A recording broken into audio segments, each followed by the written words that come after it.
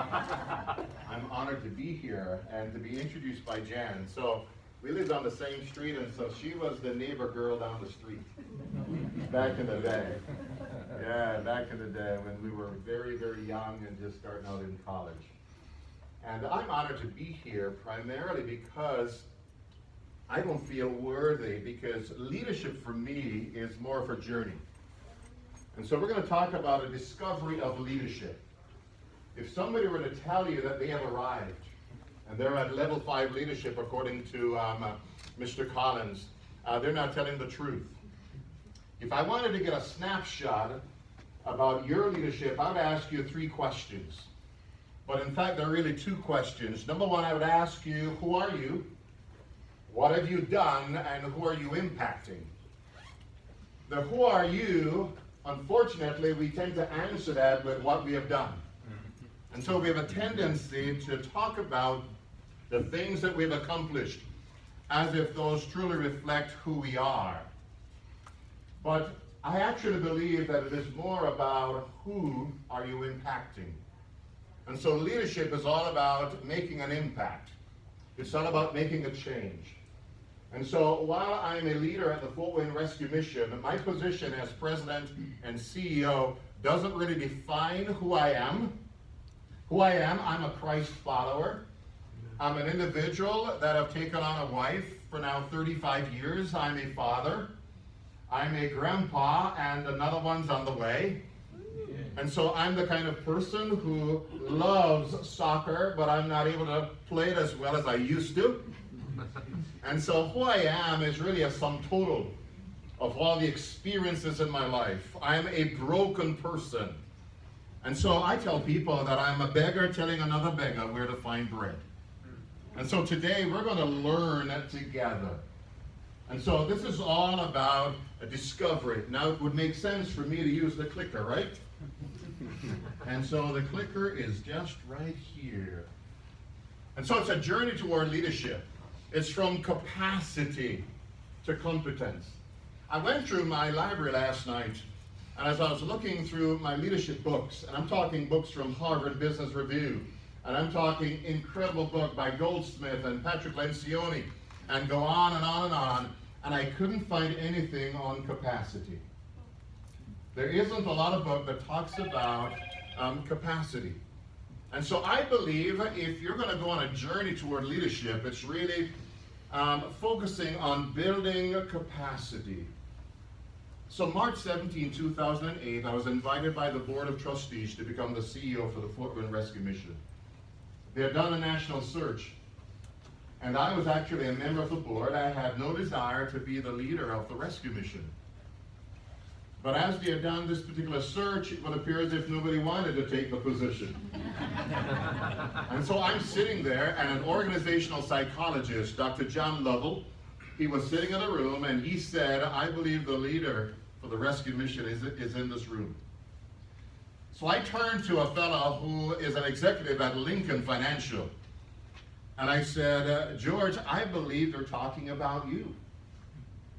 And George just looked at me because I was actually getting ready to tender my resignation, as I was going to move on from the rescue mission as a board member. And then 30 days later, so this was in February of that particular year, the market had tanked, our revenue had gone through the bottom, there was a 27% reduction in revenue.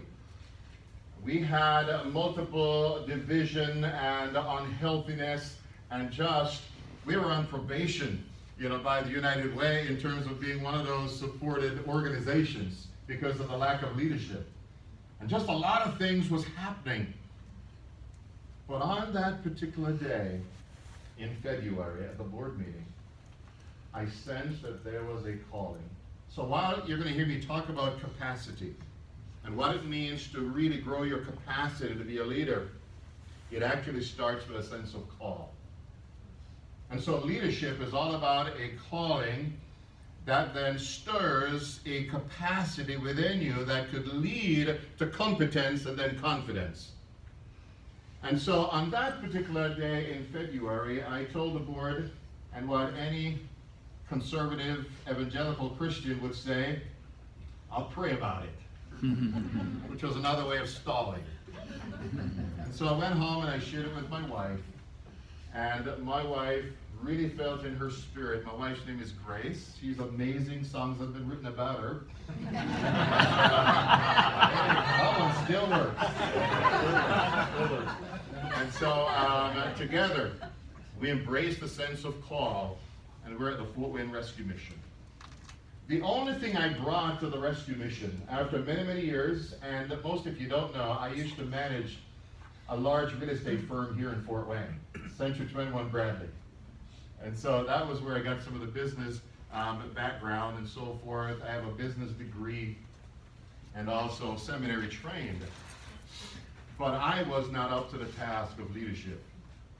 And so I started out on this journey. And the one thing that I knew I had was the capacity to lead. And so the first thing I'd like for you to take away from this simple conversation today is that your competence may not cut it because your context may not use the competence that you may have gleaned in another situation, and you may be called upon to lead in a very different way because your context will demand something of you that you were not prepared for. Are you with me? And so you may find yourself thrust into a leadership context and you don't feel like you are prepared for it. But if you have capacity, you're able to rise to any situation. So one of the first things I did at the rescue mission was I invited a consultant in. When you don't feel confident to speak to your board or speak to your staff or to deal with the issues, you bring a consultant in. So I brought a consultant in, and that consultant was sanctioned by the board, so it was the board's consultant. And I brought an individual who had never consulted before. I brought a young man from Eau Claire, Wisconsin, and he was recommended by a friend of mine out of Los Angeles, California. And they said this young upstart just graduated with his master's in leadership from University of Wisconsin, and he loves the Lord, put him to work. And he came and he did a discovery. And he looked at the organization. And this was after the first month in 2008. He says, Donovan, this situation that you're dealing with, it falls upon you. Now, I'm not going to say the canned statement, or maybe I should. Everything rises and falls on leadership. John Maxwell. But I felt so overwhelmed. And we're sitting there in what was the old Marriott there at Washington Center on Coldwater Road in the parking lot. That's where we had put him up. And this consultant looked at me and he said, I don't believe there's a future for the Fort Wayne Rescue Mission. Because you are telling me that you don't believe that you're able to lead the way that it needs to be led. And then we started to talk about capacity. And so I'm convinced, and you've heard me say this over and over so far, that your capacity will determine the trajectory and also the destiny of what it is you're called to do. So we're going to define capacity later on as well. Unfortunately, today we have externalized leadership. Okay? And so let's look at the bad news first, and then we're going to get to the good news. So we see the externalization of leadership. Leadership is seen primarily as a position. Being CEO of the Fort Wayne Rescue Mission means absolutely nothing when you compare it to the task and the responsibility that we have to do. And so I don't sit around thinking that I have arrived. And so that is a simple externalization. If you are in pursuit of a significant leadership position, may I say to you that your pursuit is being misdirected. It is not about the externalization, because leadership is seen primarily as position. Leadership is seen as performance. If I can perform, And by the way, I'm an actor. I've done opera, and my goal in life, do you know what my goal in life when I was a little boy? It was to sing in Las Vegas. And to take over from my hero at the time was Tom Jones. Anybody remember?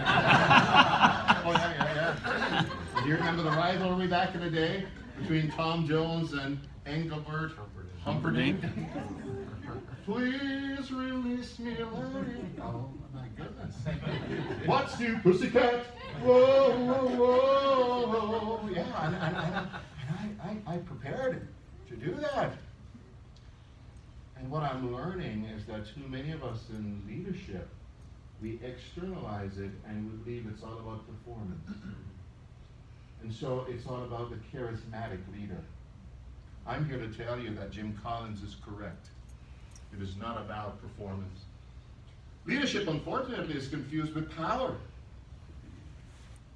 We have a Congress and a Senate and a president. And as far as they're concerned, it's all about men and women, Nancy Pelosi, in power. And so America is not being led to the level that she's worthy of being led. And it's because we have focused on the externalization of leadership. And so it's not position, performance, or power, or even personality. And definitely it's not about prestige. Have you ever done a fascination study? Does anybody know what fascination is? Yes, you've done one? And so I did this incredible experiment. It's kind of like your Myers-Briggs and some of those kind of, what do you call those? Assessments, personality profiles, etc. And would you believe it, I did one, and it says that I function, and when you see me, in the first 7 seconds, you see power and prestige. I was broken. Because my prayer is that when you see me as a leader, as competitive and as passionate as I am, that you will see a humility, you will see a commitment to Jesus Christ as my Lord and my Savior and my leader. And for some reason, the way I answered the questions, it was power and prestige. And so that broke me. When I get a high D on the disc, I shudder, especially when my high D is also accompanied by a very high I. Isn't it amazing when we get the D and the I, we think, oh, I'm leader. Am I speaking to people who know exactly what I'm saying? That you really want to be a D and you really want an I, not the S and the C? And so today I want to turn this thing around, because leadership is more than your personality profile. My Myers-Briggs, ENFP.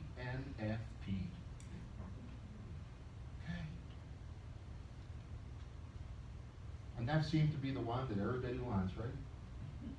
In many cases, at least in many cases. And so leadership is more than that. So we've seen the externalization of leadership. The most popular models of leadership confirm the myth. But isn't it interesting, when Jim Collins and the researchers went out to look at the stronger performing companies, they discovered level 5 leadership. In other words, they went in with the old model of leadership, and they expect prestige and power and personality. They expected all of that. And yet, in the best and the greatest performing companies, they ended up at level 5 executive, humility and will.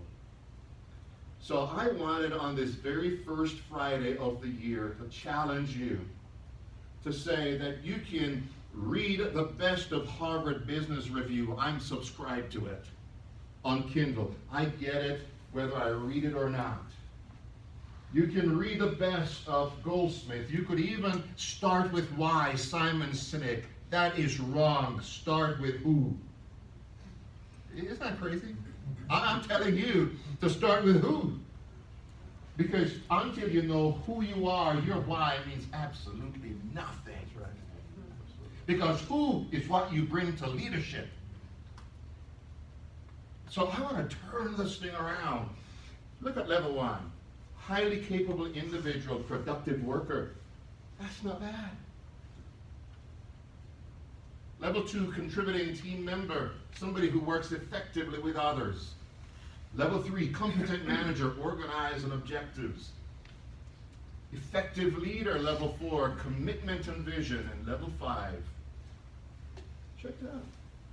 It's humility and will. Humility and will. I want to give a shout out to my senior vice president who's sitting here. This is Laura Brumbaugh. Wait, yeah. She's my right hand. We decided to launch a capital campaign, a $23.1 million campaign in the city of Fort Wayne. And our plan is to do a 2-phase, where $19.1 million is for the men's shelter. And then we have another $2.5 million for an expansion of Kira's House, our women's shelter. And then the additional funding will be for growth and sustainability, because we want to make sure we can keep the lights on. I want you to think about a capital campaign of $23.1 million. What kind of team do you think you need? You probably need a massive sales force, right? You need an incredible group. I'm here to tell you that we have a team of 2. But I'll tell you what donors say. We know her. We know her humility. And she's not Miss Personality in terms of being so flagrantly competitive and whatever the words that you can think of. But she'll sit with a donor and will ask for $1 million. And a donor will not flinch because of humility and will. And then when she comes back and she says, hey, we got a commitment. And then I have some words for her after she tells me what she has accomplished. And could you speak out real loud? What do we say in my office? Go do it again.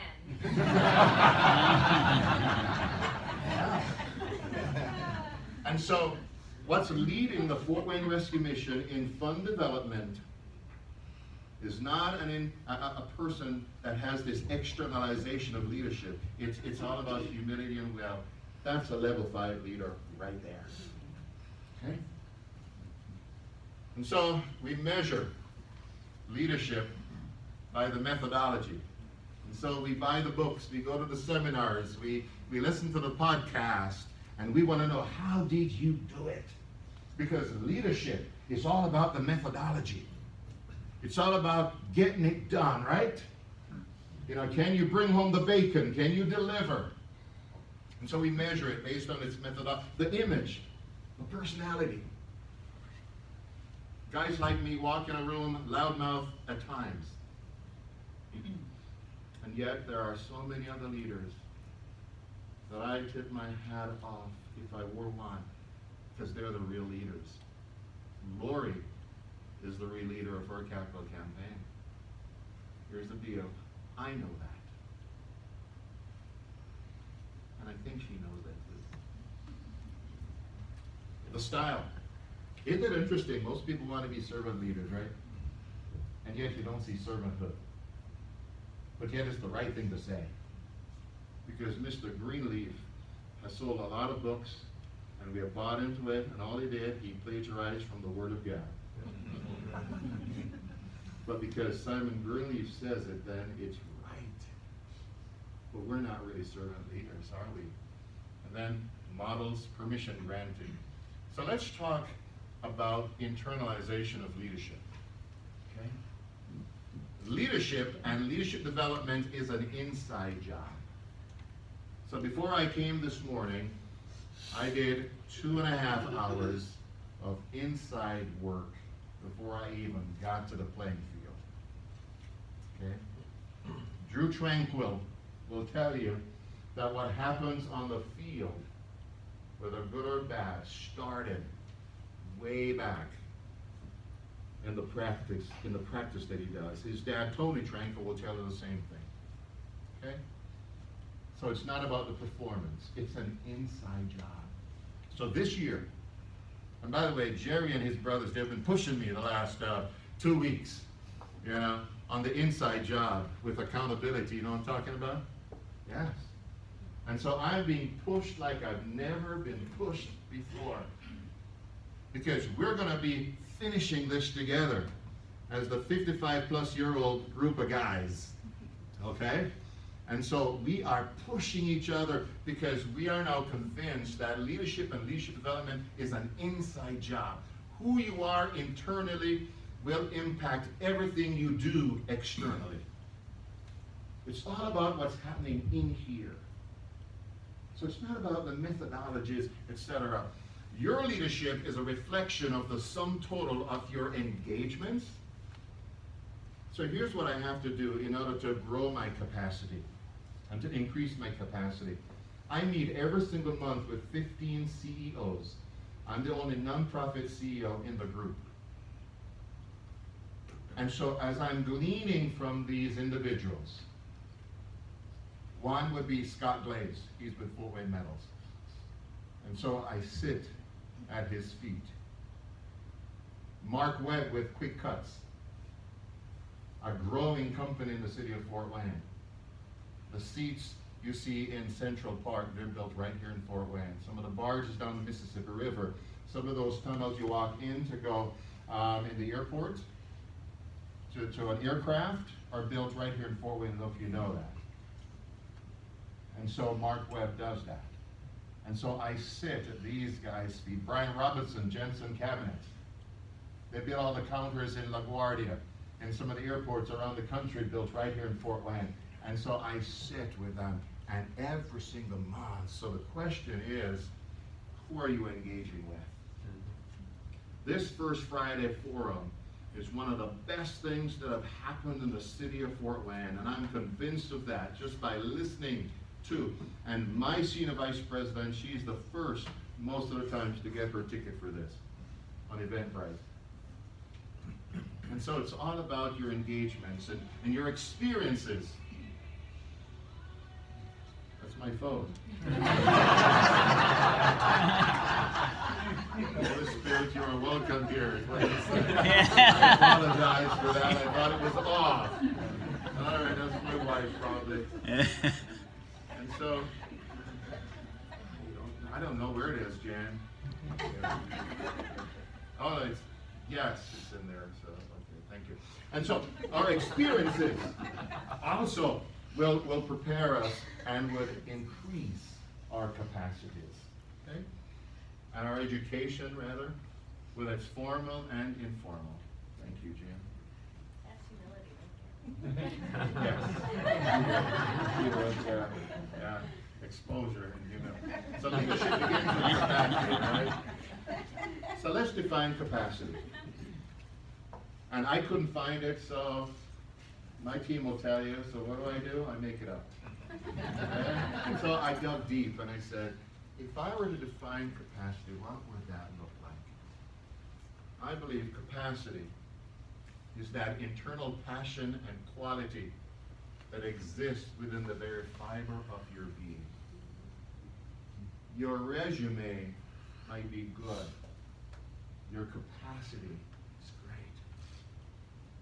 And that's all I got, is my capacity.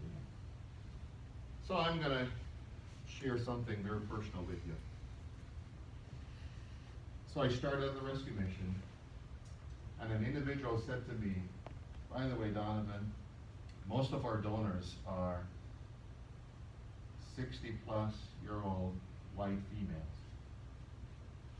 You send your letter out, your face, the color of your skin may be determined.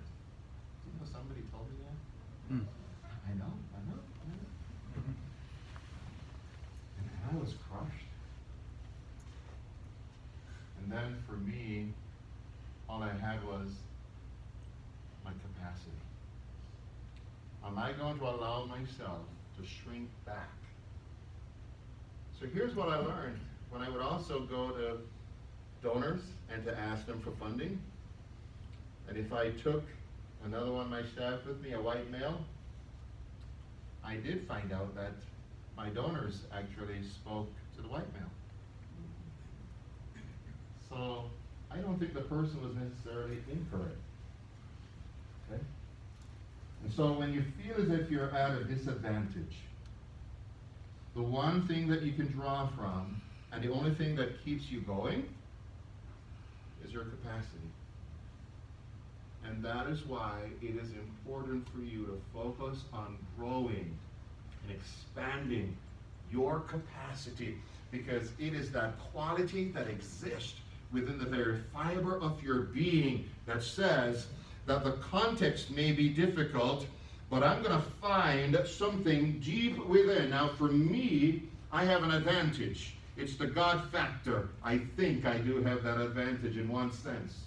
And so he then infuses this inner strength within me. I read some of the best books. I engage with some of the greatest men and women in leadership.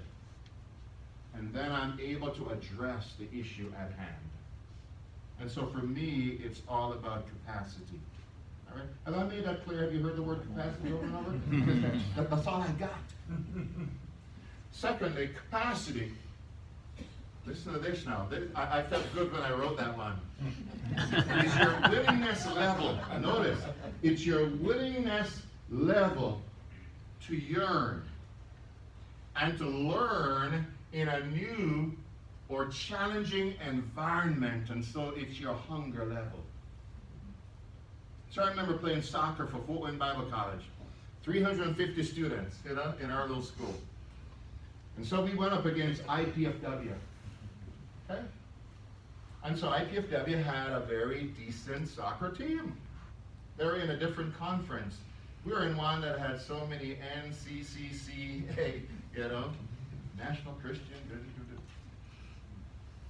But then our coach came up to us, Denny Williams. He said, guys, bring it in. And here was his one question. How bad do you want it?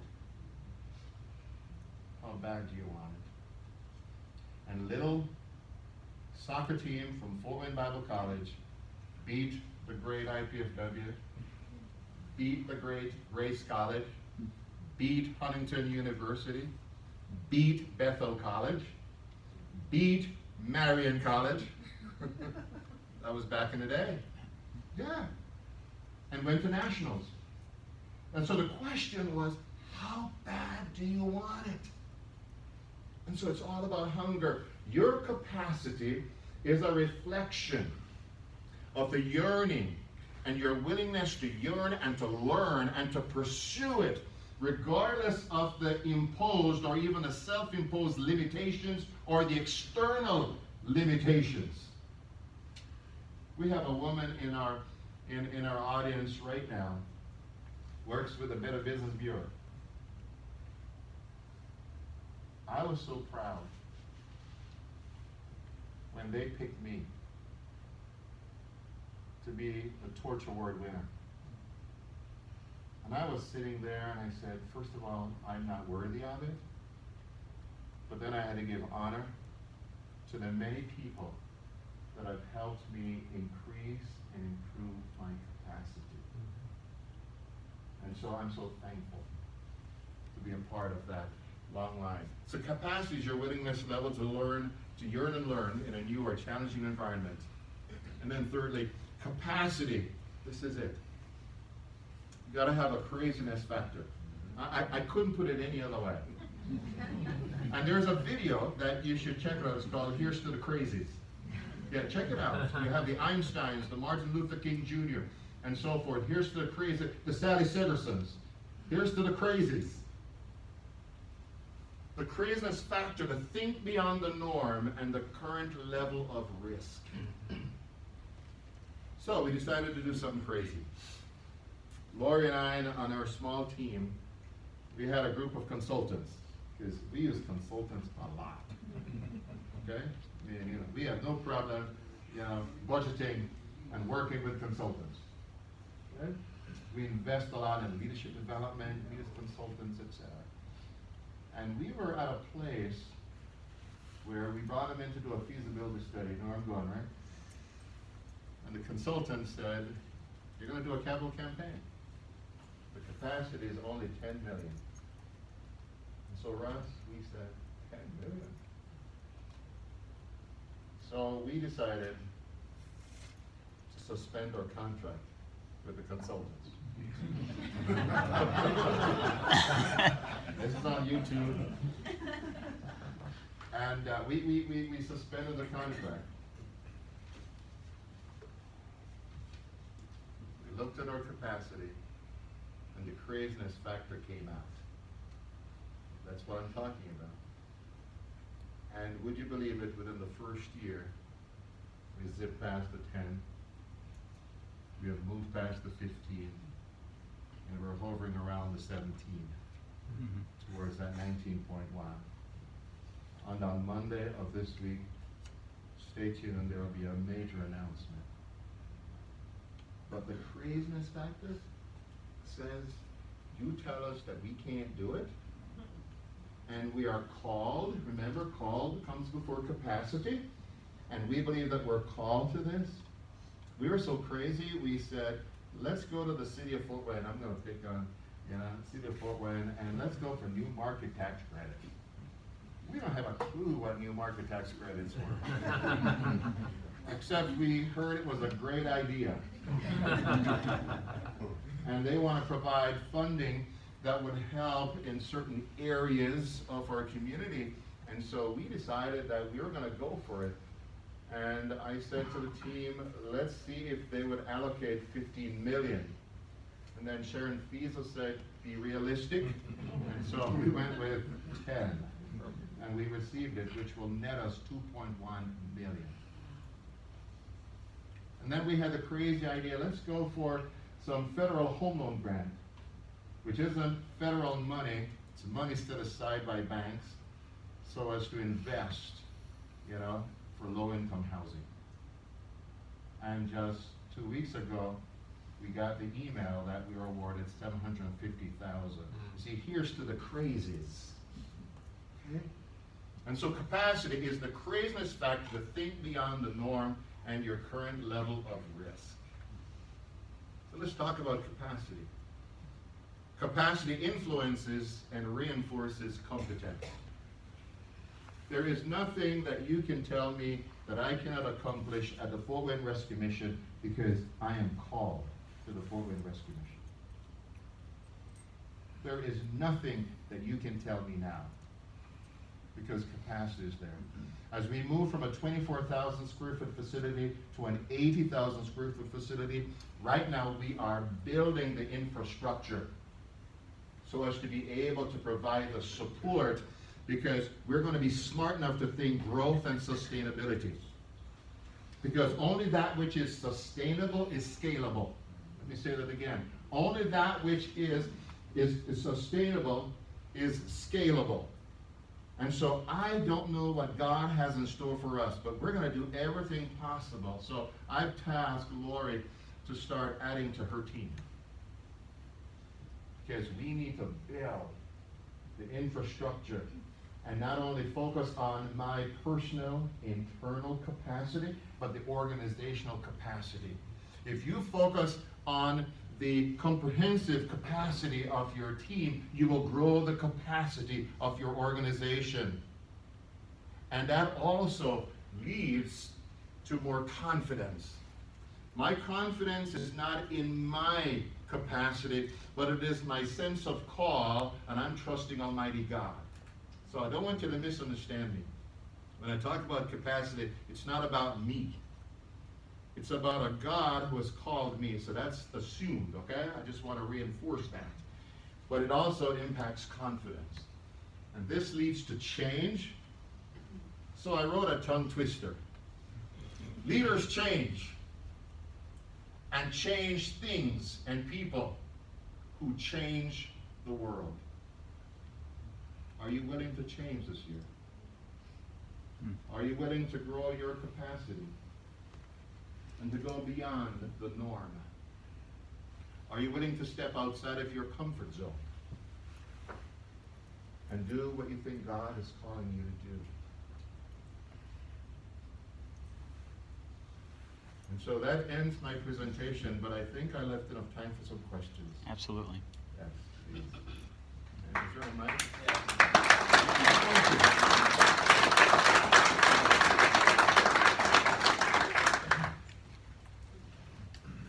I'm going to leave 15 or so minutes.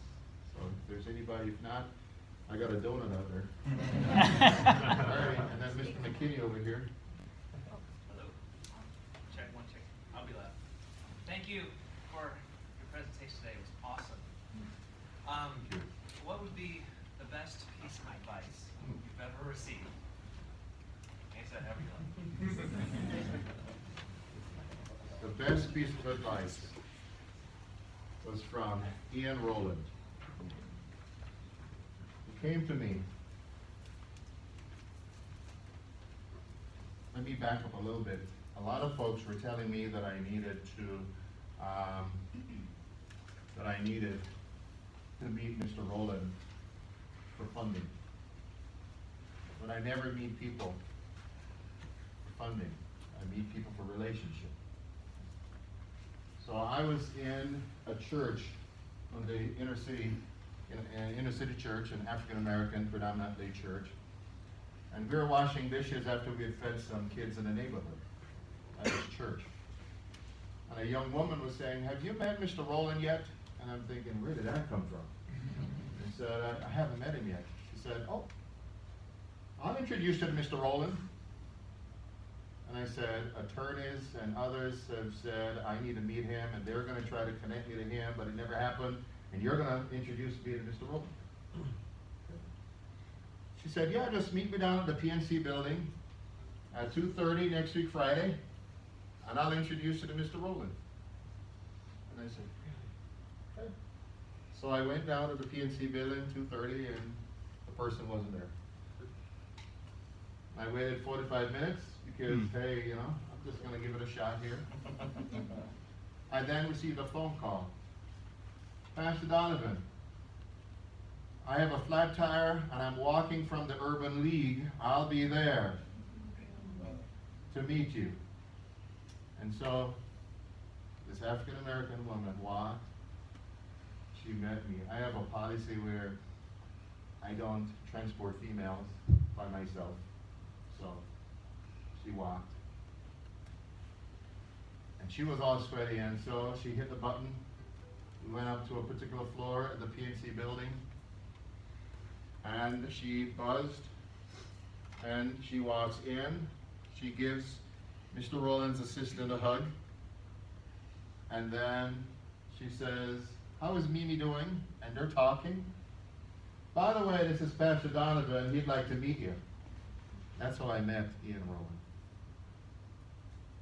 And I just have him tell me his story. Then we started meeting for breakfast every Friday at the Garden restaurant up in the AEP building, the old Summit Square. So we did that for a while. And he said, I want to tell you this. Don't ever underestimate, this was his advice, don't ever underestimate the power of a handshake. He says, the world has changed, but when two men, or a man and a woman, business associates, can look each other in the eye, and they can shake each other's hands, their word means something. He says, make sure you live to where your word and your handshake is 100% authentic. He said he learned that from his father. And so that's how I try to live. It's the power of a handshake. I want you to be able to trust me. And so I work really, really hard at it. And if I feel like you're not able to trust me, that breaks my heart. Mr. McKinney? Good morning, folks. I'm Captain Mitch McKinney with the Fort Wayne Police Department. I'm the Director of Community Relations for the department, and we work really close with Pastor D. I'm also the President of the local Fraternal Order Police, and you know, Pastor D, we bring him in every recruit class to make sure that our officers, before they go out into the community, understand what our community is about. And I just have one thing to say to you: go do it again. Oh. I got you. Thank you. Anybody else? Yes. Throughout the years, how did you know that this is your calling? Like, you know, I'm sure you've had lots of barriers that you've had to overcome, and have you ever questioned if that's really where you should be, and how did you get through that? So after getting over not going to Las Vegas and being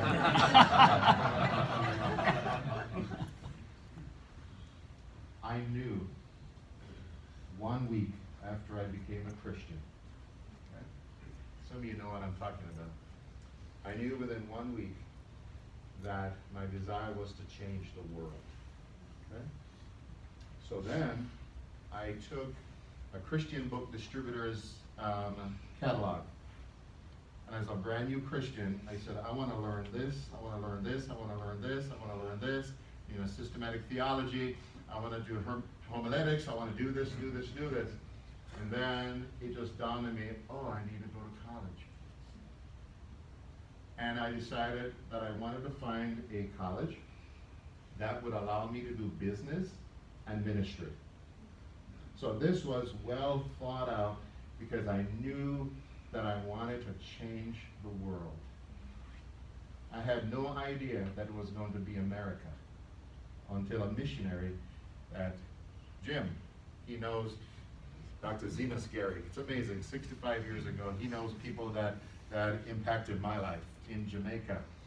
And so they didn't provide the business side of it, but a missionary in Jamaica said, how would you like to study in Fort Wayne, at Fort Wayne Bible College? Okay. Meanwhile, a friend of mine we had just gotten a subscription to the Youth for Christ magazine, Campus Life magazine. He opened the Campus Life magazine, and would you believe it, Angie? You're Angie, right? You know those little things that fall out of these magazines? It was that little clip, and it was Fort Wayne Bible College. This is true. True story. So my buddy and I, we decided to come to Fort Wayne. So we came to Fort Wayne Ray. Yeah. We came to Fort Wayne. We were roommates, and we ended up marrying best friends. You know, we went back to Jamaica, married our girlfriends, brought them back to America, and the rest is history. But I knew that I wanted to change. So my purpose is to change the way the city of Fort Wayne and Northeast Indiana address the issue of homelessness in dealing with mental illness, trauma, and addictions. And so that is my goal, to change the world. I knew without a doubt that that was what I was going to do when my own brother died on the streets of a drug overdose. Okay? So that was what sealed it for me. Anybody else?